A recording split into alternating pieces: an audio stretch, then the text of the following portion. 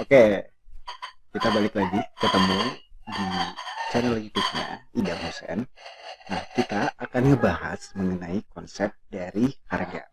Jadi ternyata harga itu bukan cuma didasarkan kepada keuntungan aja, tetapi ada berbagai strategi harga lainnya yang bisa kalian tawarkan kepada konsumen. Nah, apa aja strategi harga untuk suatu produk atau jasa?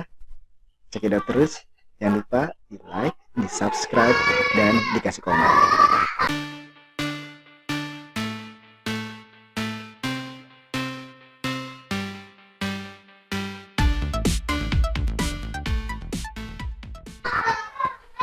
Oke, ini berisik banget di luar karena lagi banyak yang main anak-anak kecil. Jadi seperti yang tadi gue bilang, kita akan ngebahas mengenai konsep harga.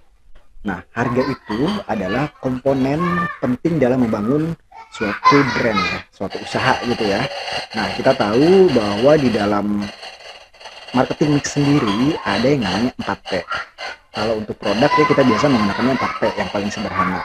Tuh, yaitu produk, price, place, dan promotion.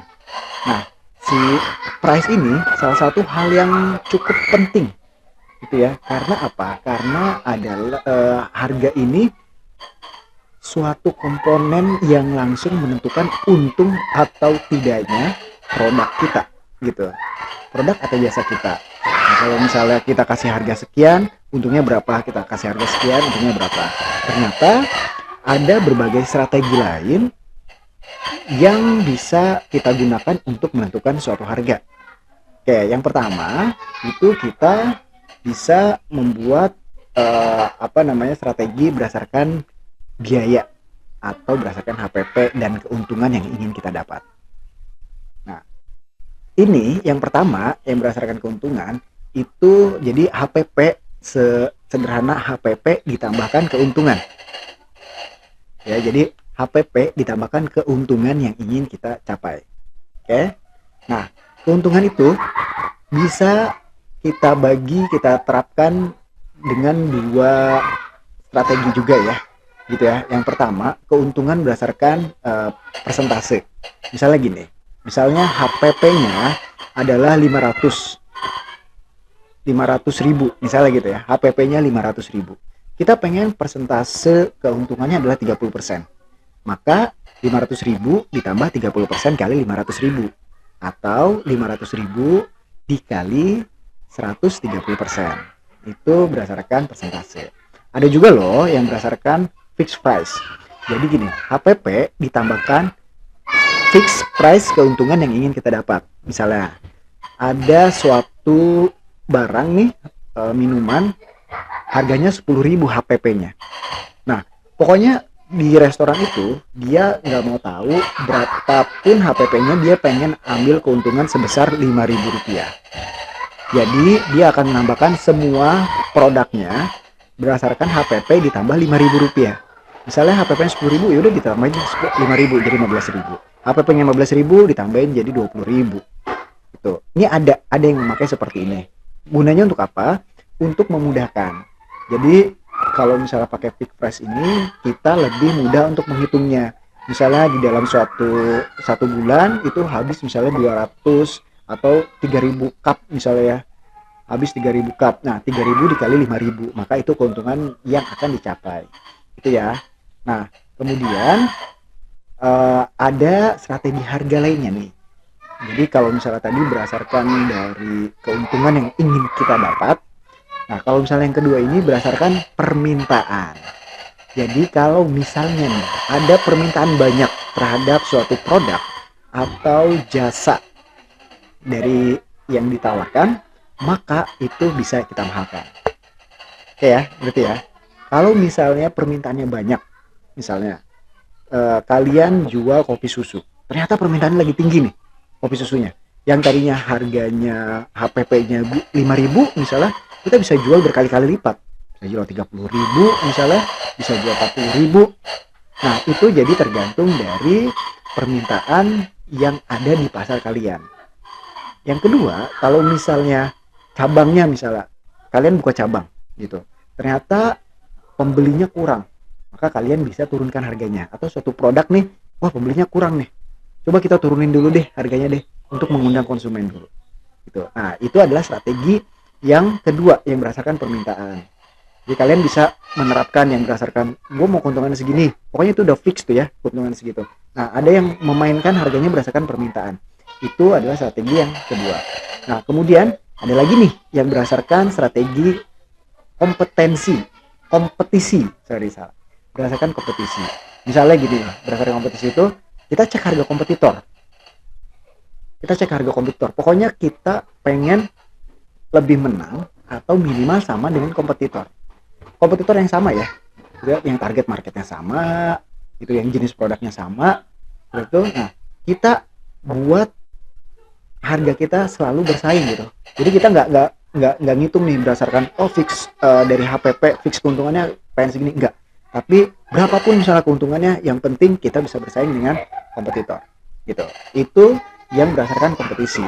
Bisa jadi nih misalnya ternyata secara kompetisi masih pada mahal gitu, masih keuntungan yang bisa kita dapat masih banyak, ya udah kita naikkan harganya gitu. Nah tapi nanti ketika harganya mulai berangsur-angsur, permintaannya menurun, kan kompetitor juga kita lihat ya, terus-terusan nih kompetitor, kita lihat kompetitor ternyata menurunkan harga, ya udah kita turunkan lagi.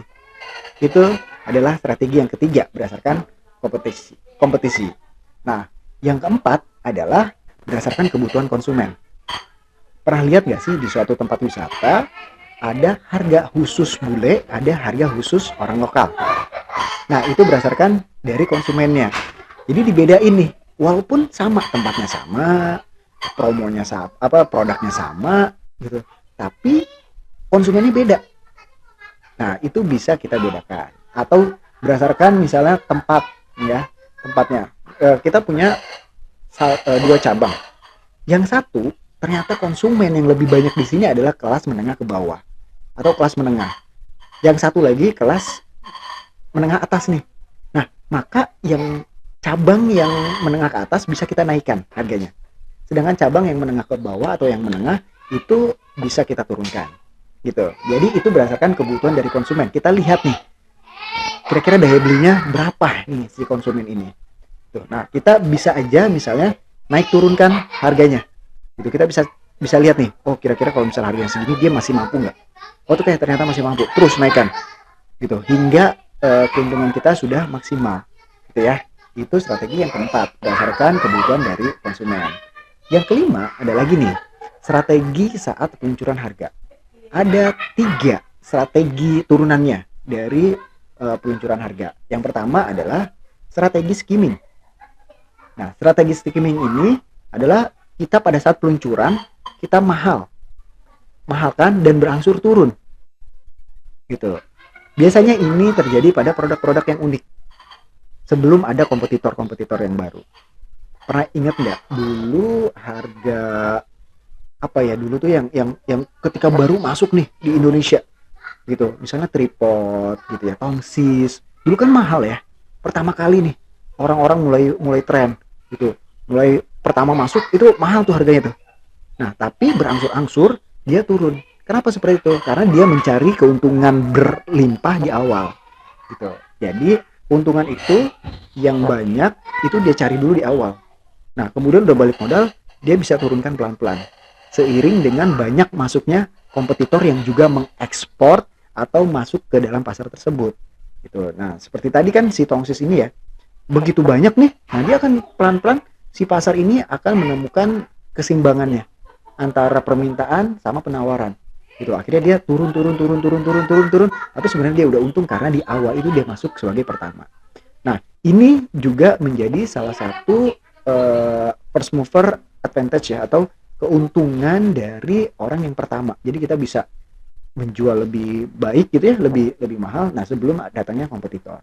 Oke, yang strategi turunan yang pada peluncuran produk yang berikutnya adalah strategi penetrasi. Strategi penetrasi ini kebalikannya nih dari tadi skimming. Strategi penetrasi itu murah saat peluncuran tetapi berangsur normal. Ini keadaannya ketika sudah ada kompetitor. Jadi kita sudah ada kompetitor yang cukup kuat nih ya. Biasanya, nah kita coba masuk, kita pengen melawan si kompetitor ini, dengan cara meluncurkan yang murah dulu gitu. Yang murah dulu, tetap orang mulai berangsur masuk ke kita, membeli produk atau jasa kita, baru kita naikkan pelan-pelan gitu. Nah ini harus kuat-kuatan modal ya kalau misalnya gitu ya. Jadi kuat-kuatan modal dengan si kompetitor. Karena apa? Karena bisa ditiru dong harga murah ini. Si kompetitor bisa juga menurunkan harganya gitu. Nanti akhirnya kuat-kuatan. Nah kalau misalnya jeleknya bisa jadi tidak naik lagi gitu karena si kompetitor itu modalnya lebih kuat lagi. Oke? Nah yang ketiga strategi turunan dari strategi peluncuran produk adalah trial. Gitu. Trial itu adalah kasih tahu nih harga normalnya, kemudian coret diskon gitu ya. Nah, jadi orang tahu harganya. Misalnya ketika kita meluncurkan, wah produk baru 20.000, coret 10.000. Orang tahu 20.000-nya, tapi orang nyoba dulu. Nah, itu ibaratnya kita juga trial nih, sedang trial produk ini tuh laku nggak? Gitu. Ketika kita tahu bahwa demand-nya ternyata banyak, peminatnya ternyata banyak, kita naikkan. Bisa jadi atau enggak diskonnya dikurangin. Gitu. Tapi kalau misalnya kita lihat, wah ternyata demand-nya kurang nih, ya udah harganya udah segitu aja gitu. Oke. Nah itu jadi kalau misalnya untuk menetapkan harga itu ada banyak strateginya ya. Nah 5 strategi ini bisa dipakai, cuman ingat sebelum menentukan harga ada beberapa hal yang harus kita perhatikan dulu gitu ya. Yang pertama, hitung HPP-nya dengan benar. Kalau misalnya belum menghitung HPP-nya dengan benar, lihat di video saya yang sebelumnya ya. Kemudian kita lihat yang kedua adalah unique value apa yang kita tawarkan bagi konsumen. Oke? Semakin bagus unique value kita bisa semakin memperoleh untung banyak dari situ. Gitu ya. Nah, kita lihat juga yang ketiga, apakah penurunan harga dapat meningkatkan pasar secara signifikan? Kita bisa trial ya. Naik turun gitu ya. Kalau misalnya dinaikkan, apakah menurunkan pasar? Apakah menurunkan demand? Ketika kita turunkan, apakah menaikkan demand? Kalau misalnya enggak, ngapain? Gitu kan? Nah, terus yang berikutnya adalah jangan lupa lihat harga kompetitor. Jangan lupa lihat harga kompetitor kecuali unique value kita memang udah kuat banget. Nah, bisa deh kita percaya diri gitu ya. Tapi tetap aja biasanya para marketers atau para pencipta produk itu tetap lihat harga kompetitor. Dan yang terakhir, jangan lupa juga lihat kekuatan modal. Oke, jangan sampai kita nih misalnya pakai yang penetrasi gitu ya, yang pengen murah-murahan di awal, tapi ternyata modal kita nggak ada. Nah, bisa-bisa kita kolaps. Oke, gitu aja. Jangan lupa yang belum subscribe, di subscribe dulu, di like, dan juga kalau misalnya ada yang mau ditanyakan, silakan di komen. Bye.